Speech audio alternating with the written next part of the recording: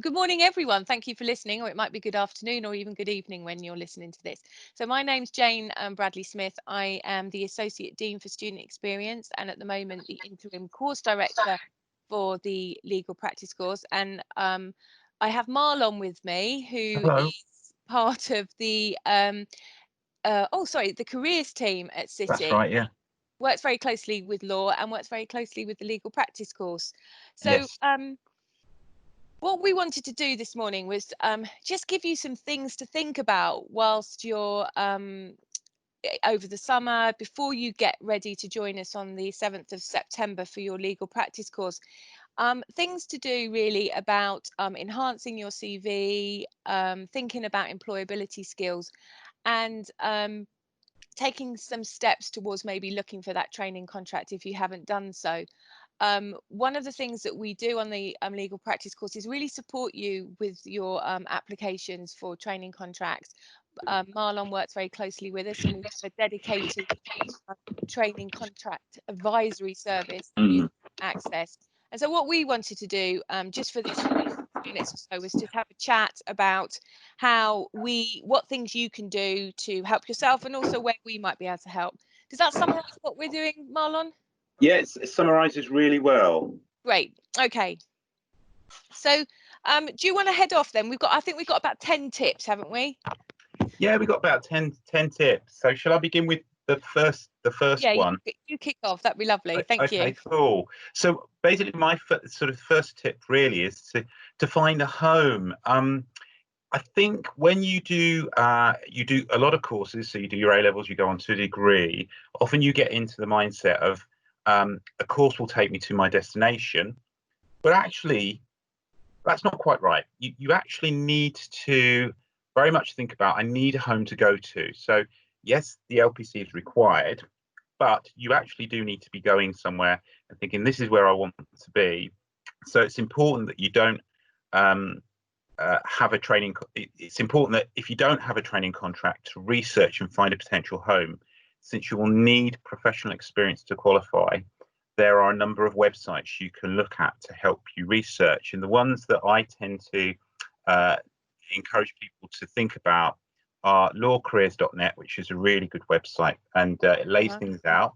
It does tend to be the well-known law firms are on there, but again, you can look at the solicitor section, and then you can have a look at who's advertising for things like back schemes, training contracts. So that's probably, you may well know that one. There's another useful one, which is Chambers and Partners. So if you Google Chambers and Partners, you can then go in on, I think it's UK, and then you can do a search on law firms, and they get put into sort of divisions or bands, and you can do your research in that way. And another top tip is there is a website where if you get put find a solicitor and space the Law Society, there's a search engine where you can do a postcode search. Oh, okay. On so that's quite useful, and I think you have to sort of think, well, yes, I am doing the LPC, but I do need to find a home to go to, because actually I need that to qualify. So looking to network with people in particular firms you're really interested in, especially if there's ones that have got interesting cases, is worth doing. Looking to see whether there's possibility of finding out a bit more if at some point when we are, it's possible to actually do work experience, and at the moment there's remote work experience, whether that's a possibility as well. So I think the most important thing is to build those links, especially if you don't have family or friends in that particular area. Excellent. I suppose my tip, one of my tips leads on to that. It's about professional experience. So I think there's an expectation in many employers' minds that if you're applying for a training contract, you will have some work experience, and it can help if you've got experience, I guess, to some extent that it relates to the area you're interested in. You may have worked with the same type of clients a law firm works with in the past, but if you've not done work experience that aligns to your travel of direction, then it's probably time to consider, I suggest, how you can secure some at some time in the future. So maybe, not now, but later on in the academic year, or at least when you've completed your course. So I guess what I'm saying is if you are missing experience, then think about what you can do to get that experience now. And I know, Marlon, you mentioned about remote work experience, but there are options out there. So yeah, I think you've got to find that experience. Yeah, I agree with that. I think spot on with that bit of advice. So the other thing so I suppose this is the point 3, which is is to be realistic. So I guess what I'm trying to say is that you may have been the brightest academically in your school and achieved the highest grades when you left. However, in comparison to all those other would-be lawyers, your grades are the minimum level. So it may not be sufficient for some law firms. Mm-hmm. So you need to think when I'm talking about this, I'm thinking about commercial law firms. So it may pay to apply to not just aspirational law firms that are well known by all. So I suppose what I'm saying in summary is that when you do your searches and you look at law firms, say, for example, on Chambers and Partners, and it breaks it down into divisions or bands, they do it in that way. Don't just apply for the aspirational law firms, because everyone else will be. So you may actually be the best in your school with top grades, but in reality, everybody from the top of all the schools in the UK are applying for those aspirational law firms. So you may want to think, well, there are good law firms that are not as well known that I could be applying for, where it's going to be a little bit easier. Potentially, it could be a little bit easier. So the idea being is it's almost like spread betting. I suppose that's the point that I'm trying to make.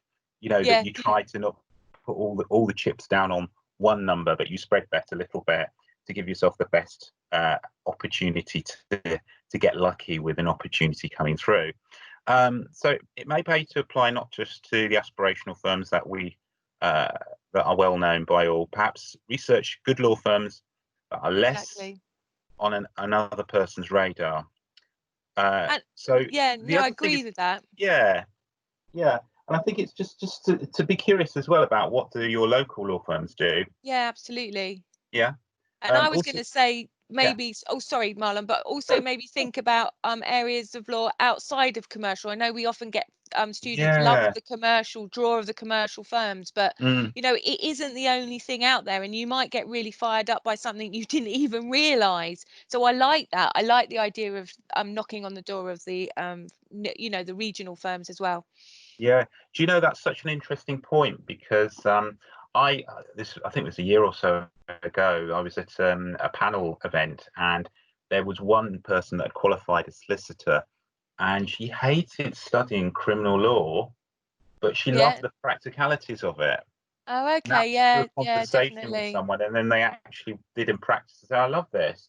But she Yeah. hated studying it. So kind of sometimes you get picked. It's not the other way around. So have an open mind with these practice areas, because actually what studying it's not the same as actually doing it always. It's kind of Yeah. finding your fit And in that also, I way. think thinking wider than say London or the big city firms, because I Yeah, worked in a regional firm. I loved it.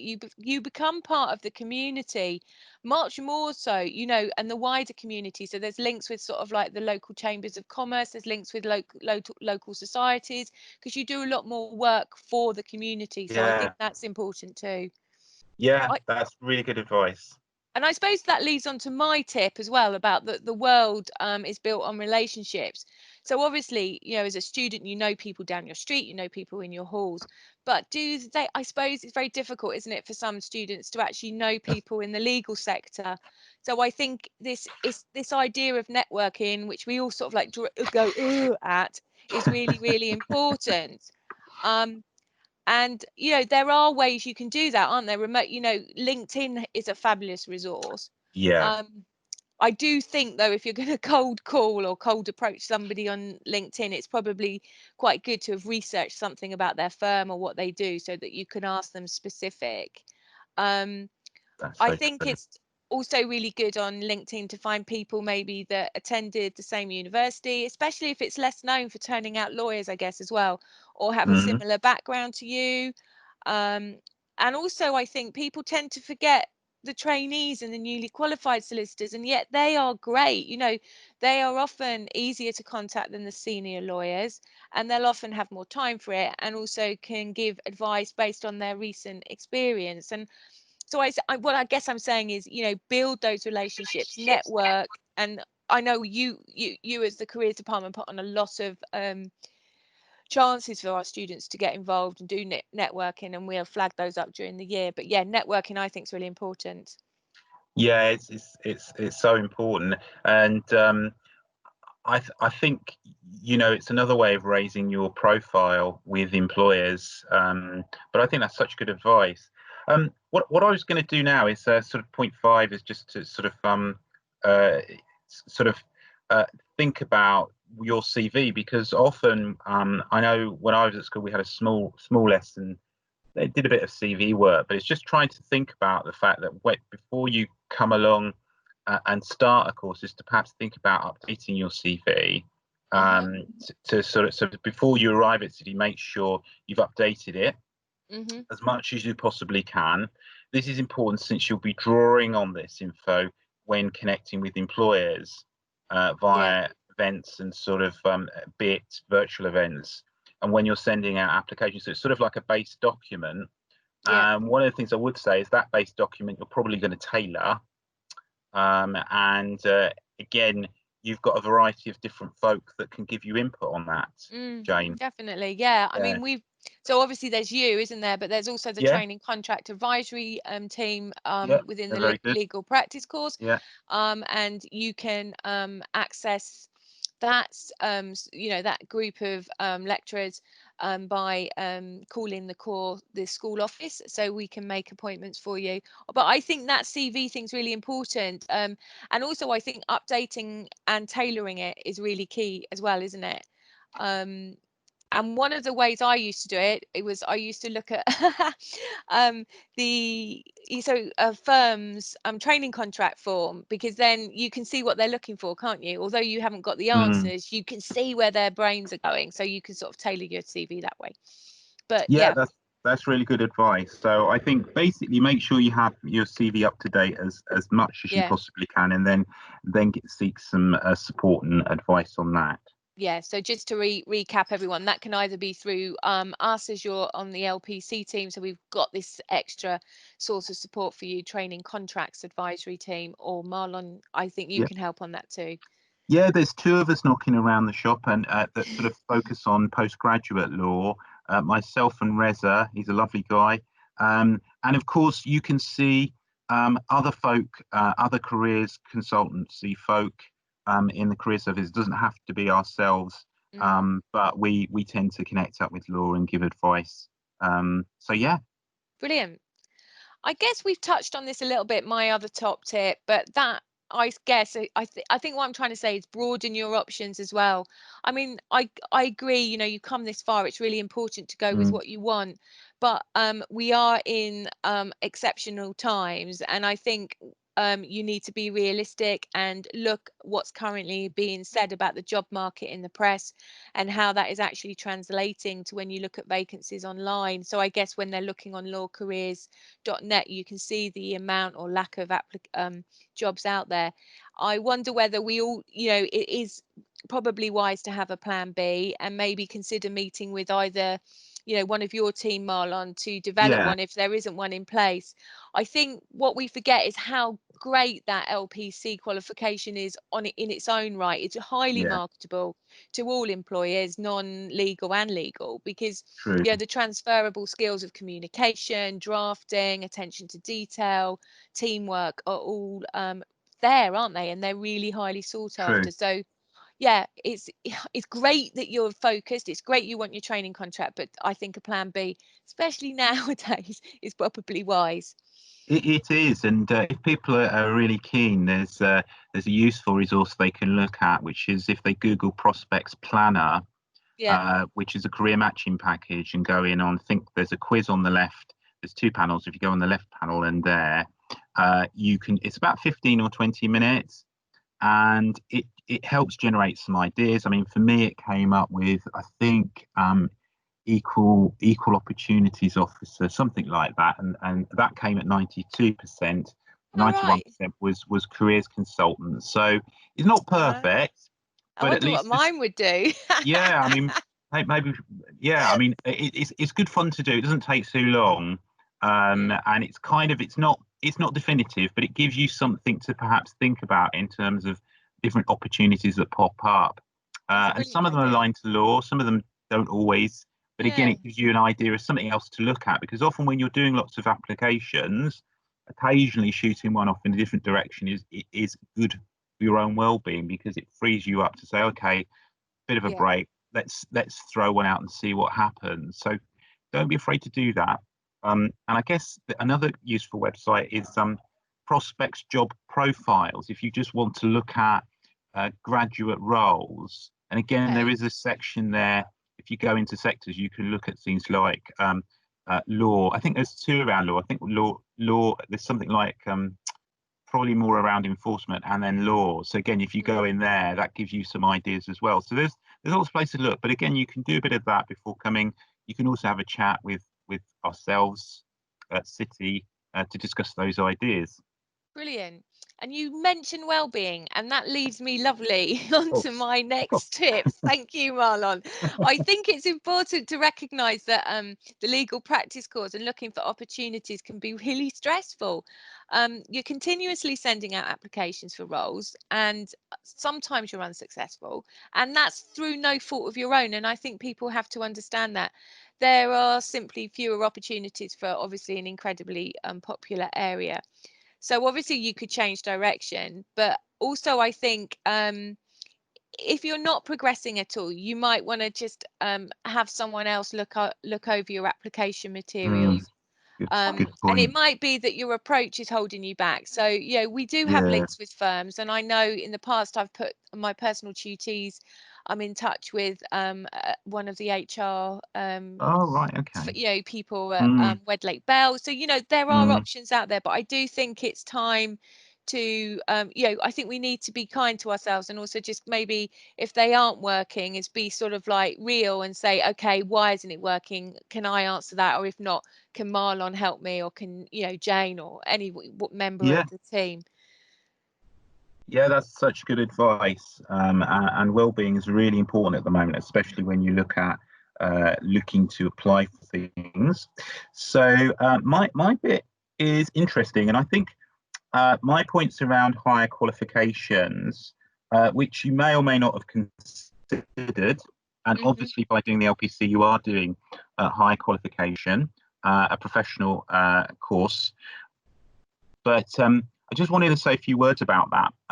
Basically, often during periods of economic downturn, students consider doing additional academic study on top of their degree, and that's quite common. It's happened, I think, 2008 as well. And partly the reason for that is to sort of escape the economy and where it is.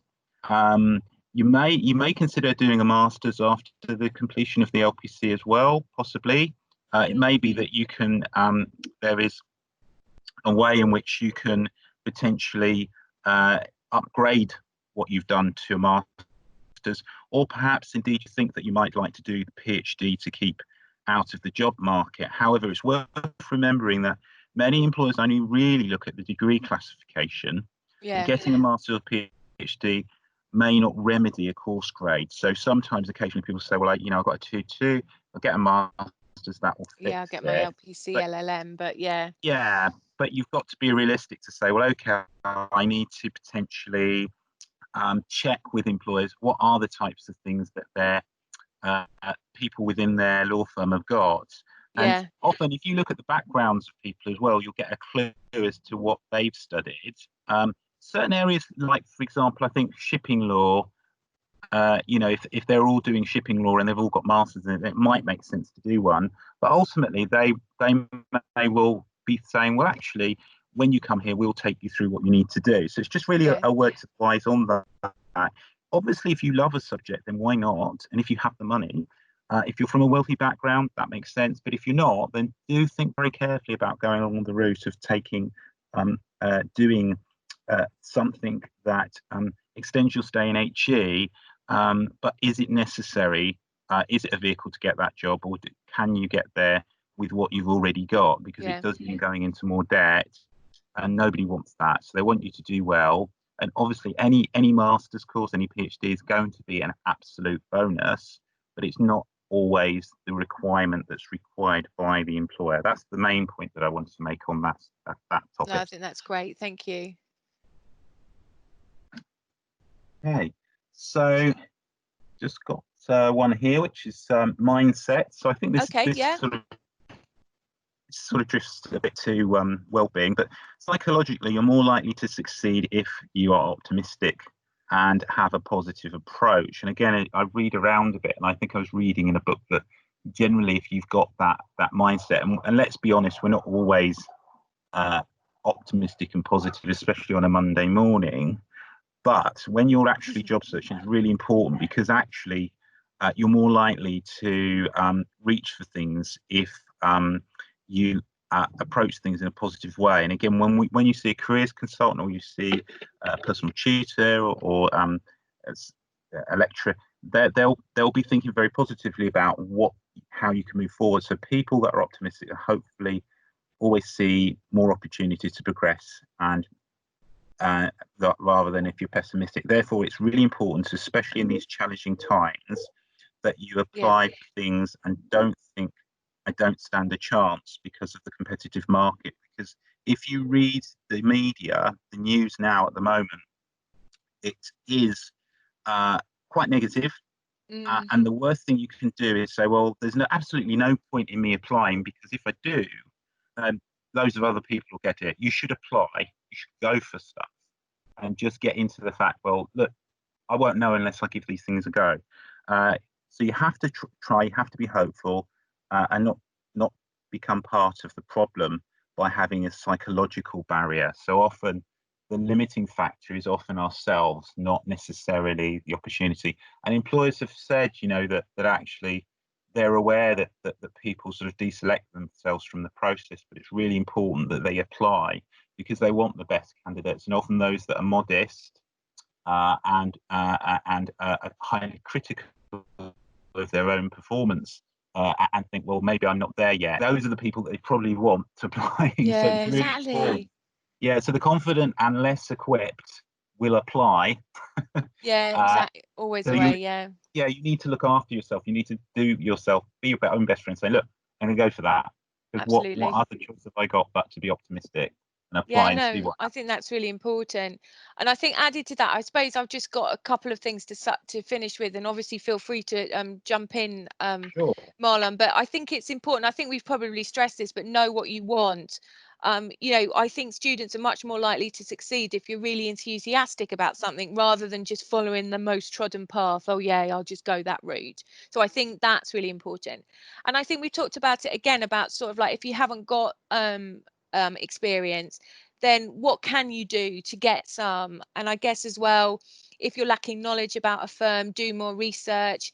If you're not up to date with developments in practice, then obviously speak to your tutors. But there are going to be newsletters and blogs that you can read and find out about that practice area. So I guess knowing what you want, but also being realistic and addressing your weaknesses, is something I think is important. And I suppose that's all wrapped up with this idea of emotional intelligence that everybody talks about these days, and being authentic. And I think one thing that you forget, and I think we all do it, is that you have to spend most of your week at work. And it's going to be easier to be with a group of people that share the same interests and values. And that right fit isn't just always about, your degree classification or your PhD, is it? It's also about how you're going to get on with people. And if you can identify with a group of people in a professional environment, whether that's legal or non-legal, and share the same interests and values, then you're going to be more receptive to them. They're going to be more receptive to you. And, the support and the teamwork builds, doesn't it? And so I think what you also need to do as part of your research is not just look at practice areas, but actually find out a little about the people in the law firm, and really ask yourself, can I imagine myself sitting here? Is this the type of ethos that I want to work within? Is this the sort of atmosphere that is going to challenge me but also support me? And I think, I often say students, you know, look at blogs, and if there's something that really interests you, then be brave, you know, find out who wrote that piece of work and then network with them, telling them the reason that you're getting in touch with them. They'll be delighted, won't they, that somebody's read Yeah, it and somebody's really fired up about something that they've read. I mean, you know, there's nothing like, you know, being complimentary to people. We love it, and people respond much better, don't they? I think if they're targeted specifically. I think we mentioned that on LinkedIn. I don't think I've got very any good. more. Have you? Not really, no. I mean, I guess I love that bit you were talking about. You know, be authentic, and Yeah, I think it's really hard if you're trying to be pretending to be someone that you're not and trying to do a job at the same time. You're definitely. trying to do two jobs. I don't know how people do it. They must be exhausted. So, kind of, I think you have to be kind to yourself and say, well, I need to find a bunch of folk that I really respect Yeah, and are similar to myself, and we'll enjoy doing what we're doing together. Because it just yeah. makes sense to do that, really. I think you can adapt and change your shape into something different, but it's hard work. And I Mm, think when you're tired, it's hard to maintain that. So I think ultimately what you really want to be looking for someone that fits you, and that comes back down to the research that you mentioned as well. So looking for yeah. the blogs, or you might be on LinkedIn and see something somebody's posted, and you think, wow, that's great. We'll give them a Yeah, thumbs up. So I think, yeah, I agree with all of that. I think that's great. that's been brilliant. I've really enjoyed chatting, as always, Me Marlon, to you. too. I Yeah, think we've come up with some great really fun. good things. So obviously, you know, for you as students, if you want to discuss any of these points with us anymore, or you've got any questions, then you can email me. My email is jane.bradley-smith@city.ac.uk. And I always stumble with Marlon, so I'm going to hand over to him. Yeah, so basically, if I give you the careers email address, which is careers at city.ac.uk, that's the sort of our main sort of inbox that you can email. So if you have any queries, and then they'll get pushed on to me, and obviously our website, which is www.city.ac.uk/careers. So you can go on there, and obviously in the autumn, you'll be able to book appointments. At Brilliant. the moment, we're doing appointments remotely rather than in person, so you can book, and we can Okay. talk through things like Skype and Teams and whatever, or on Yeah. the phone. And Yeah, that's brilliant. And I just wanted to add that obviously come September when you join us, you'll meet Marlon again. I think we've got some um, sessions lined up with Marlon, and also you'll meet yeah, me. So we'll yeah. look forward to welcoming you all in September. But in the meantime, you have my contact details and you have Marlon's. And Mhm. please do get in touch. Thank you very much, Marlon. Good to speak to A you. Take pleasure. care. Take care. Bye. Bye. Bye.